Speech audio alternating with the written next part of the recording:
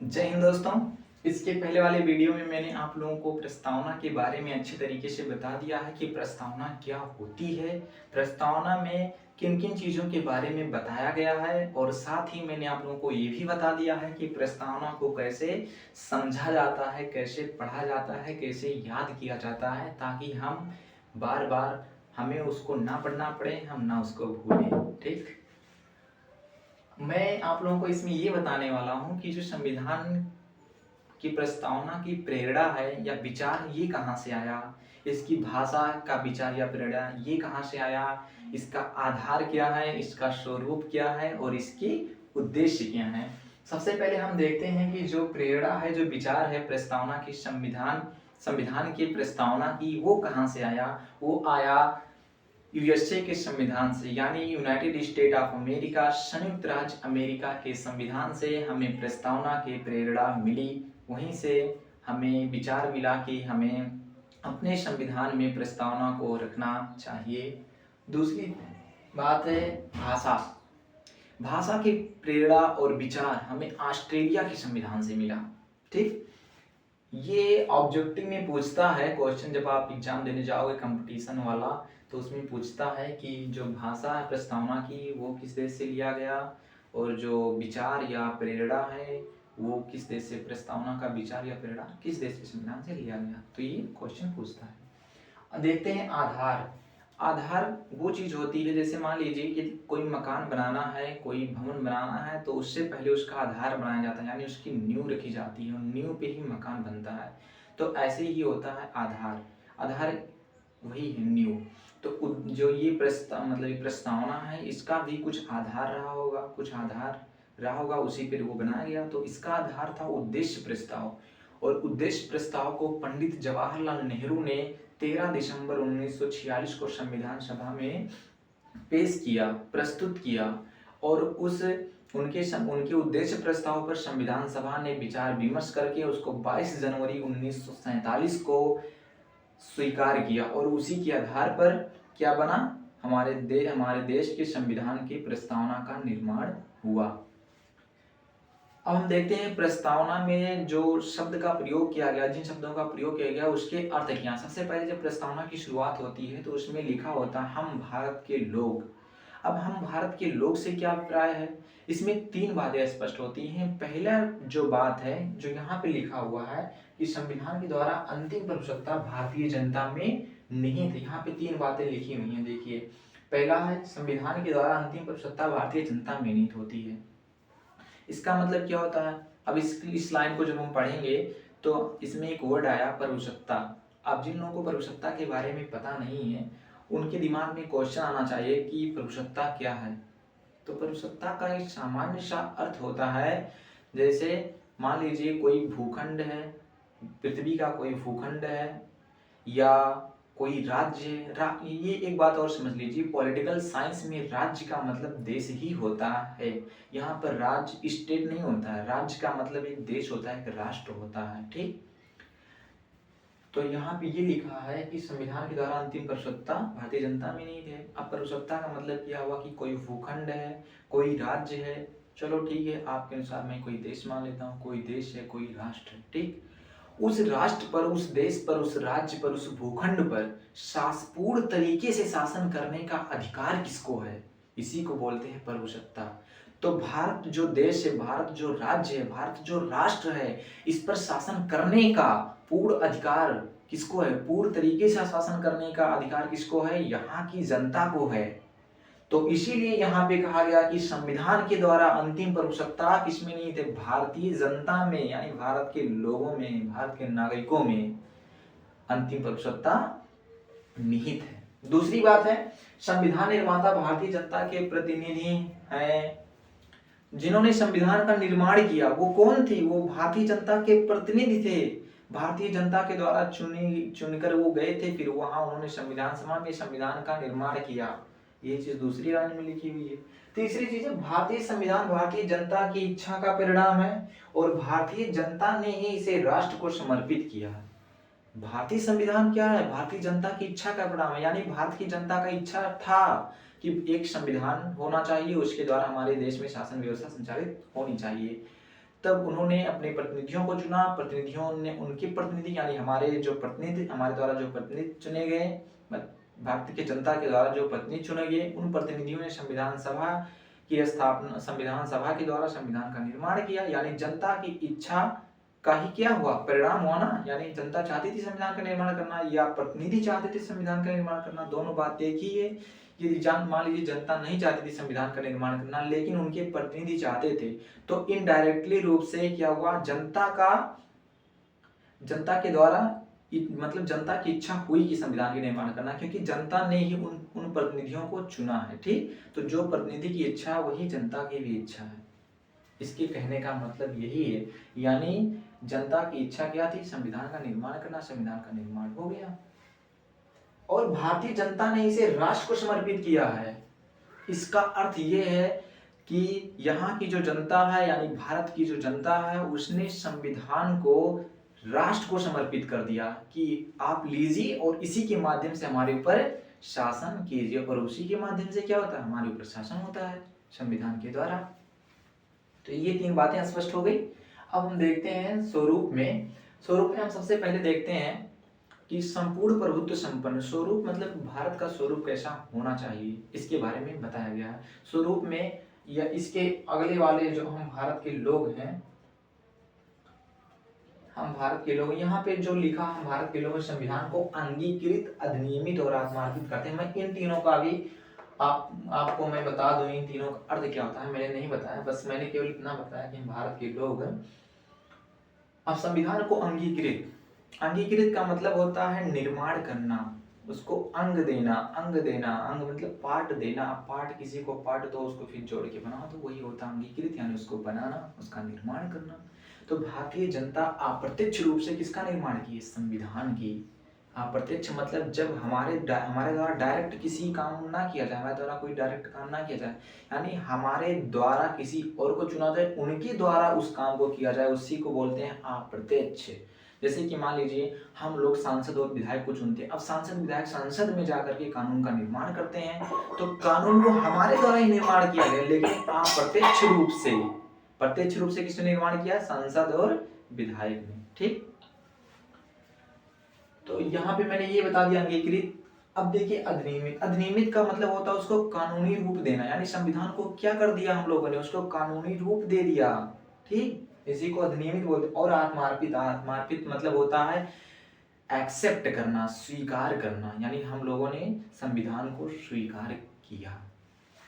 अब हम देखते हैं इसके बाद, हम भारत के लोग के बाद जो आता है, भारत को एक संपूर्ण प्रभुत्व संपन्न, समाजवादी, पंथ निरपेक्ष, लोकतंत्रात्मक या लोकतांत्रिक गणराज्य बनाना चाहते हैं। ठीक, क्या बनाना चाहते हैं, संपूर्ण प्रभुत्व संपन्न राष्ट्र बनाना चाहते हैं, समाजवादी बनाना चाहते हैं, धर्मनिरपेक्ष बनाना चाहते हैं, लोकतांत्रिक गणराज्य बनाना चाहते हैं, एकता और अखंडता को सुनिश्चित करना चाहते हैं। तो हम अब देखेंगे संपूर्ण प्रभुत्व संपन्न का अर्थ क्या होता है। संपूर्ण प्रभुत्व संपन्न का अर्थ होता है कि कोई भी राष्ट्र अपने आंतरिक और बाह्य मामले में कोई भी निर्णय लेने के लिए स्वतंत्र हो। जैसे कि मान लीजिए भारत को यहाँ पे कोई कानून बनाना है अपने देश में, तो वो किसी और देश के दबाव में आकर कानून नहीं बनाएगा, या किसी और देश से सलाह लेके इस कानून नहीं बनाएगा कि नहीं तुम मुझे बताओ ये कानून सही है कि नहीं है सही है। यदि उसने कह दिया नहीं सही है तो हम नहीं बना सकते, या उसने बोल दिया नहीं तुम ये कानून नहीं बना सकते तो हम नहीं बना सकते। नहीं, हम एकदम स्वतंत्र हैं अपने आप में, हम अपने देश में कुछ भी कर सकते हैं, हमें दूसरों से मतलब दूसरों का मेरे ऊपर कोई दबाव नहीं है। ठीक, किसी भी देश का मेरे ऊपर कोई दबाव नहीं, यानी हमारे भारत के ऊपर किसी और देश का दबाव नहीं है। और बाहर भी मतलब आंतरिक और बाहरी मामले जैसे मान लीजिए किसी देश से संधि करना हो, तो कोई बोले नहीं तुम इस देश से संधि करो, जबरदस्ती संधि करवाए, तो हम भी वहाँ पे इनकार कर सकते हैं कि मैं ये संधि नहीं कर सकता, यानी मैं भारत के लिए बोल रहा हूँ कि मैं ये संधि नहीं कर सकता। इसके लिए क्या वो मुझे बाध्य नहीं कर सकते हैं, क्योंकि हम स्वतंत्र हैं, स्वतंत्र संपूर्ण प्रभुत्व संपन्न है, एकदम स्वतंत्र है, बाहरी दबाव भी हमारे ऊपर नहीं है। ठीक, यही होता है संपूर्ण प्रभुत्व संपन्न का अर्थ। फिर यहाँ पे एक समाजवादी राष्ट्र। समाजवादी का मतलब होता है कि ऐसी व्यवस्था या हाँ, ऐसी व्यवस्था जिसमें उत्पादन और वितरण, मतलब जिन चीजों का उत्पादन होता है और उन चीजों का जब वितरण किया जाता है उस पे समस्त अधिकार समाज या सरकार का हो, उसको बोलते हैं समाजवादी व्यवस्था। ठीक, ये होता है। दूसरा यहाँ पे फिर है धर्मनिरपेक्ष। अब धर्मनिरपेक्ष क्या है, ये बहुत ही इंपॉर्टेंट चीज है धर्मनिरपेक्ष, और इसको 42वें संविधान संशोधन अधिनियम 1976 के द्वारा जोड़ा गया। हाँ, ये मैंने नहीं बताया कि संविधान की प्रस्तावना में कुछ चीजों को जोड़ा गया, जैसे सबसे पहले क्या जोड़ा गया, 3 चीजों के बारे में जोड़ा गया। समाजवाद, 3 चीज जोड़ा गया, समाजवादी, धर्मनिरपेक्ष, एक अखंडता। अखंडता इसको कब जोड़ा गया, 42वें संविधान संशोधन अधिनियम, 42वें संविधान संशोधन अधिनियम 1976। 42वें संविधान संशोधन अधिनियम 1976 के द्वारा समाजवादी, धर्मनिरपेक्ष और अखंडता को प्रस्तावना में जोड़ा गया। ठीक, ये क्वेश्चन भी बहुत इंपॉर्टेंट है, कई बार एग्जाम में पूछा है, इसलिए विशेषकर आप इस पे ध्यान दीजिएगा। अब हम देखते हैं धर्मनिरपेक्षता का अर्थ क्या होता है। सबसे पहले हाँ, तो ये भी जान लीजिए कि धर्मनिरपेक्ष को क्यों अपनाया गया। यानी यहाँ पे भी एक क्वेश्चन बनता है कि जब यार मतलब ये प्रस्तावना का निर्माण हुआ था, जब प्रस्तावना को पेश किया गया था संविधान, उस समय तो धर्मनिरपेक्षता नहीं इसमें ऐड था, तो बाद में ऐड क्यों किया गया, मतलब इसकी क्या जरूरत थी धर्मनिरपेक्षता को ऐड करने के लिए, इसमें जोड़ने के लिए। इसका बहुत ही इम्पोर्टेंट महत्व है। अब वो इम्पोर्टेंट महत्व क्या है, बहुत ही महत्वपूर्ण महत्व है। महत्वपूर्ण महत्व ये है कि महत्वपूर्ण आवश्यकता भी थी। आवश्यकता इसलिए थी क्योंकि जो भारत है ना, भारत में विभिन्न प्रकार के धर्म के लोग रहते हैं, विभिन्न जात के लोग रहते हैं, विभिन्न संस्कृति के लोग रहते हैं, तो उन लोगों में एकता स्थापित करने के लिए धर्मनिरपेक्ष को जोड़ा गया। धर्मनिरपेक्ष राज्य यानी भारत कैसा होगा, भारत एक धर्मनिरपेक्ष राज्य होगा। अब धर्मनिरपेक्ष का मतलब समझ लेते हैं। धर्मनिरपेक्ष का मतलब जो पश्चिमी देशों में धर्मनिरपेक्ष है वो भारत में धर्मनिरपेक्ष उसका मतलब नहीं होता। पश्चिमी देशों में धर्मनिरपेक्ष का मतलब होता है कि धर्म और राज्य को एकदम अलग कर दिया जाए, यानी धर्म का राज्य से कोई संबंध नहीं है। लेकिन भारत में ऐसा नहीं है। भारत में धर्म और राज्य को संबंधित कर दिया गया है, लेकिन धर्मनिरपेक्ष का मतलब ये होता है भारत में कि किसी भी धर्म को राज्य धर्म नहीं माना जाएगा, मतलब उसको विशेष धर्म की दर्जा नहीं दी जाएगी, या ये नहीं कहा जाएगा कि ये धर्म भारत का राज्य धर्म है। जैसे एक राजभाषा होती है ना, जैसे हिंदी को अपनाया गया भारत का राजभाषा, मतलब क्या पूरे देश में पूरे देश में कहीं भी आप हिंदी का प्रयोग कर सकते हैं, हिंदी बोल सकते हैं, मतलब ये तो आपके जो अभिव्यक्ति की आज़ादी है विचार की, तो उसमें आ जाएगा। लेकिन क्या है कि जो भी काम होगा, काम काज होगा, वो हिंदी में होगा। ठीक, भले आप तेलुगु के हो, तमिल के हो, कहीं के भी हो, आपको हिंदी में काम करना है, और अंग्रेजी भी उसमें है। आप हिंदी अंग्रेजी दोनों में से काम कर सकते हैं, जो कार्यालय भाषा होती है उसमें। तो क्या उसको घोषित कर दिया गया है कि नहीं ये होना चाहिए, लेकिन धर्मनिरपेक्षता में ये किसी भी धर्म को घोषित नहीं किया गया कि ये राज्य का धर्म होगा, यानी इसको मानना सबके लिए अनिवार्य है, ऐसा नहीं कहा गया है। बल्कि ये कहा गया कि राज्य सभी प्रकार के धर्मों का संरक्षण करेगा। क्या, सभी प्रकार के धर्म, किसी भी प्रकार के धर्म हो, कोई भी धर्म हो, सभी का राज्य क्या करेगा, संरक्षण करेगा, सभी को समान दृष्टि से देखेगा। ये होता है धर्मनिरपेक्षता भारत में। ठीक, दूसरी चीज हम देखते हैं लोकतांत्रिक गणराज्य। अब लोकतांत्रिक गणराज्य क्या है? लोकतांत्रिक गणराज्य का मतलब ये होता है, सबसे पहले हम ये देखते हैं कि लोकतांत्रिक जो गणराज्य है, जैसे कि मान लीजिए ब्रिटेन जो है, ब्रिटेन में लोकतांत्रिक गणराज्य है, लेकिन उसको हम लोकतांत्रिक गणराज्य नहीं कह सकते हैं, क्योंकि वहां पे लोकतांत्रिक गणराज्य नहीं, उसको हम लोकतांत्रिक गणराज्य नहीं कह सकते। अब क्यों नहीं कह सकते हैं, पहले अब ये जान लीजिए लोकतांत्रिक गणराज्य होता क्या है। लोकतांत्रिक का तो साधारण सा अर्थ है जहां जनता के द्वारा शासक, मतलब जनता के द्वारा प्रतिनिधियों के माध्यम से शासन किया जाता है, वो होते हैं लोकतांत्रिक।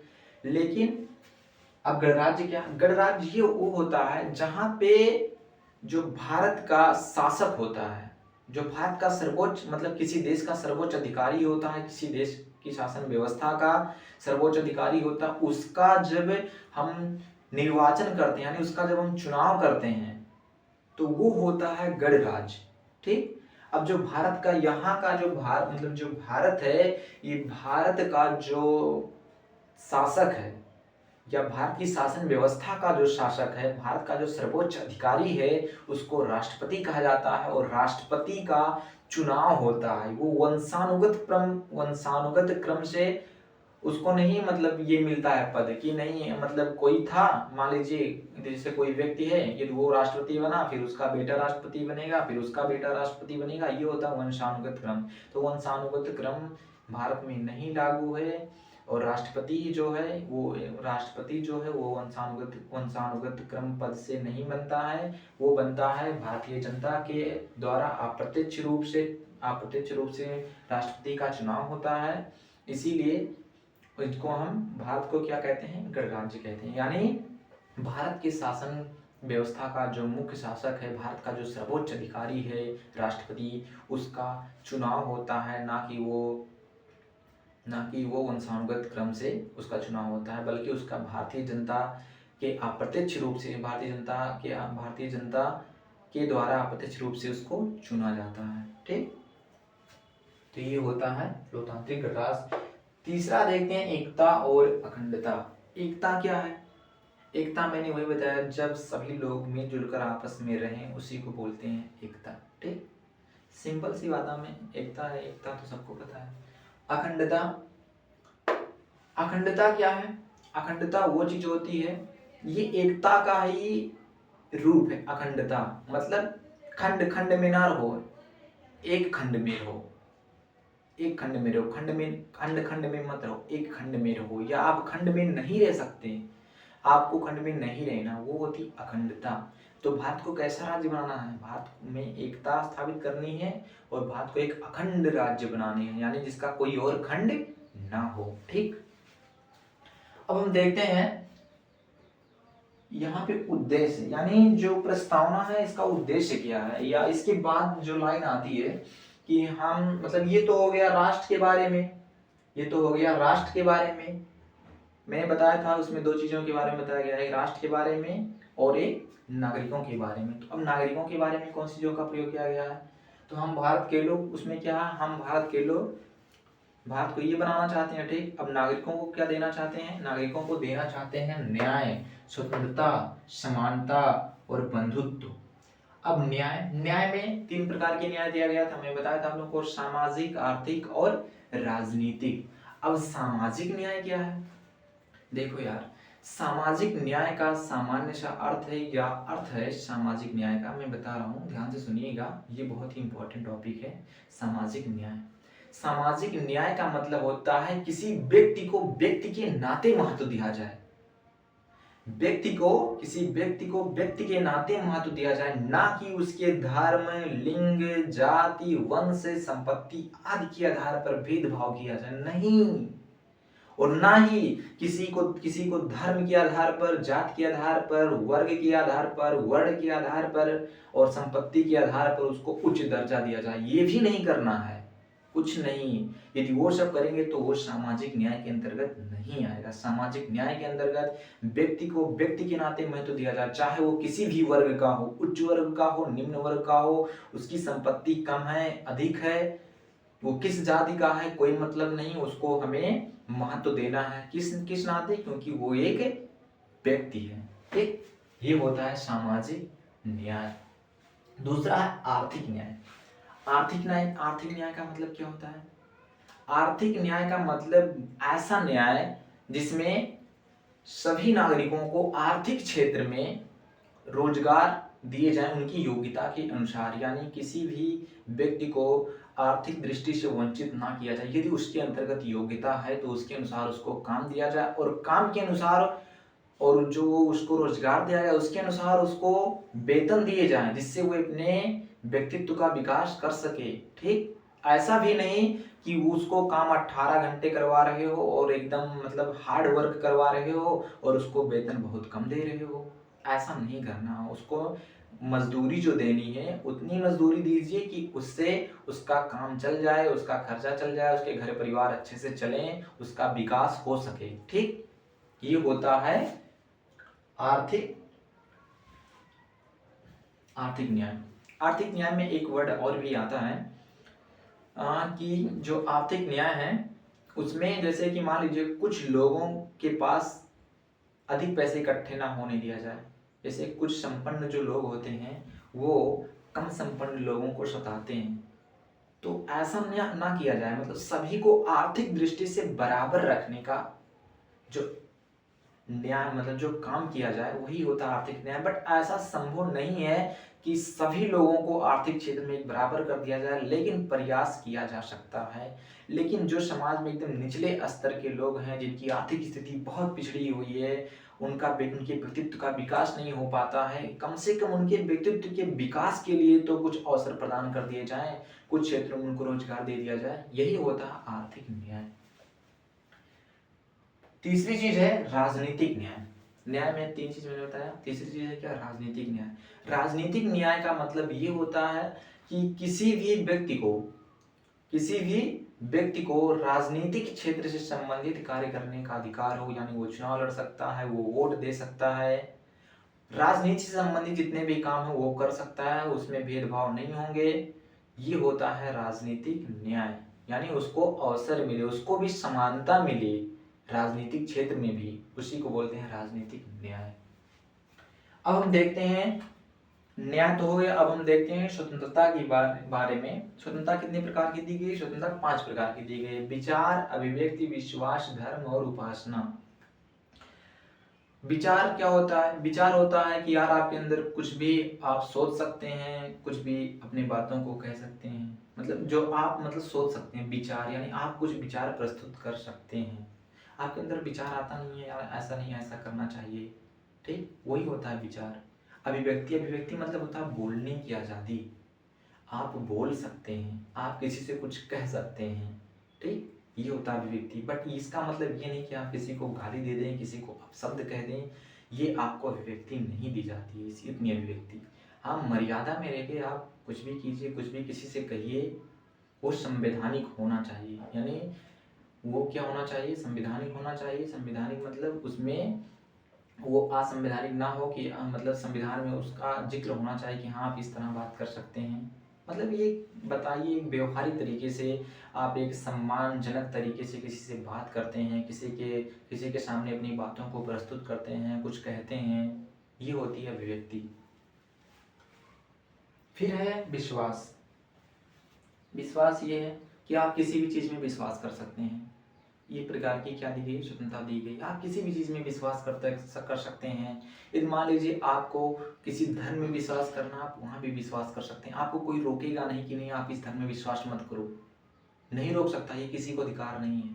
आप जिस धर्म में विश्वास करना चाहते हैं उस धर्म में आप विश्वास कर दिया। आप किसी भी चीज़ में विश्वास करना चाहते हैं, आप उस धर्म में, आप उस चीज़ में विश्वास कीजिए, आपको कोई रोकने वाला नहीं है। अब आता है धर्म। धर्म की स्वतंत्रता दी गई है, यानी आप किसी भी धर्म को एक्सेप्ट करो, किसी भी धर्म को अपनाओ, किसी भी धर्म का प्रचार प्रसार करो, कोई तुम्हें रोकने वाला नहीं है। यदि तुम्हें कोई रोकता है कि तुम इस धर्म का प्रचार ना करो, इस धर्म का प्रसार ना करो, इस धर्म को अपनाओ मत, तो उसको संविधान के अनुसार उसको सजा मिलेगी, ठीक, क्योंकि मौलिक अधिकार में आपको संविधान धर्म की स्वतंत्रता मिली है। अनुच्छेद 25 से लेकर के 28 तक में आप किसी भी धर्म को अपना सकते हैं, प्रचार प्रसार कर सकते हैं, बट आप किसी को फोर्सली मतलब किसी पे आप फोर्स नहीं लगा सकते हैं कि नहीं तुम्हें भी इस धर्म को एक्सेप्ट करना पड़ेगा। या प्रचार के लिए मान लीजिए आपको प्रचार करने को स्वतंत्रता दी गई है कि आप अपने धर्म का प्रचार कीजिए, आप धर्म का प्रचार करने गए और सबको जबरदस्ती कहने लगे कि नहीं आप इस धर्म को अपनाओ, इस धर्म को अपनाओ और आपको इस धर्म को अपनाना पड़ेगा, ऐसा नहीं, फोर्सली आप किसी को नहीं कह सकते। आप अपना प्रचार कीजिए। यदि किसी को आपके धर्म में दिलचस्पी होगी, उसको अच्छा लगेगा, वो यदि वो उस धर्म से वो इंसान संतुष्ट होगा तो वो अपने आप उस धर्म को एक्सेप्ट कर लेगा, ठीक। उपासना। उपासना का मतलब ये होता है कि आप किसी भी चीज के बारे में किसी भी चीज़ के बारे में आप जैसे सोच सकते हैं। उपासना मतलब आप किसी भी चीज़ के बारे में सोच सकते हैं, विचार कर सकते हैं, मतलब इन चीज़ों को मिला दिया जाए, विचार को, अभिव्यक्ति को, विचार और उपासना में ज़्यादा अंतर नहीं होता है, मतलब ये समानता ही होता है। तो आप किसी भी विचार को अपना सकते हैं, उसको सोच सकते हैं, मन में कुछ भी कर सकते हैं, आप किसी के प्रति श्रद्धा रख सकते हैं, यही सब होती है उपासना। फिर हम देखते हैं समानता के बारे में। समानता दो प्रकार की दी गई है, प्रतिष्ठा और अवसर की समानता। प्रतिष्ठा क्या होती है? प्रतिष्ठा वो होती है सम्मान। ठीक, प्रतिष्ठा का मतलब सम्मान। कहते हैं हमारी बहुत प्रतिष्ठा है, हमारी बहुत सम्मान है, लोग हमारी बहुत सम्मान करते हैं, प्रतिष्ठा। तो प्रतिष्ठा की क्या दी गई है? समानता दी गई है, मतलब सबको एक समान तरीके से देखा जाएगा। सबको सबको क्या होगा, जैसे कोई मान लीजिए नौकरी देना है किसी भी व्यक्ति को भारत में, तो ये नहीं कि यदि ये उच्च वर्ग का है तो उसको उच्च पद दिया जाएगा, ये निम्न वर्ग का है तो इसको निम्न पद दिया जाएगा, ऐसा नहीं है। वो निम्न वर्ग का हो चाहे उच्च वर्ग का हो, यदि कोई एग्जाम हो रहा है, उसकी कोई क्राइटेरिया है, उसकी कोई एलिजिबिलिटी है, यदि उस व्यक्ति के अंदर उतनी योग्यता है तो उसको उसी अनुसार पद दिया जाएगा। ठीक, वहां पे भेदभाव नहीं किया जाएगा कि ये उच्च वर्ग का है तो इसको उच्च पद मिलना चाहिए, ये निम्न वर्ग का है तो इसको निम्न पद मिलना चाहिए, नहीं, सबको समान यानी उसकी योग्यता के अनुसार उसको पद देना चाहिए। ठीक, ये होती है प्रतिष्ठा, यानी वहां पे क्या होगा, प्रतिष्ठा में समानता कर दी गई। दूसरी चीज अवसर की समानता। अवसर मतलब प्रत्येक व्यक्ति को अवसर मिलेगा, ये नहीं कि आप इस कास्ट से हैं, इस धर्म के हैं, इस जात के हैं तो आपको अवसर नहीं मिलेगा, नहीं, आप सभी को अवसर मिलेगा। कोई भी काम होगा जो राज्य सरकार, भारत सरकार कुछ भी काम करवाएगी उसमें आप सभी को अवसर दिया जाएगा। ठीक, बंधुत्व, भाईचारे की भावना। बंधुत्व का मतलब होता है भाईचारे की भावना, यानी हम सभी लोगों के अंदर भाईचारे की भावना होनी चाहिए। भारत के नागरिकों के अंदर कैसी भावना होनी चाहिए? भाईचारे की भावना होनी चाहिए। भाईचारे की भावना होगी तभी हमारा देश, हमारा राष्ट्र एकता के सूत्र में बंध पाएगा। जब तक हमारे अंदर भाईचारे की भावना नहीं होगी तब तक हमारा राष्ट्र एकता की भावना, एकता के सूत्र में नहीं बंध सकता है। इसीलिए भाईचारे की भावना के बारे में प्रस्तावना में बताया गया। तो मैं आशा करता हूं कि आप लोगों को ये चीजें समझ में आई होंगी कि प्रस्तावना में किन चीजों का प्रयोग किया गया, उनका अर्थ क्या है। ऐसे नॉलेज के लिए बने रहिए हमारे वीडियो में, तब तक के लिए जय हिंद।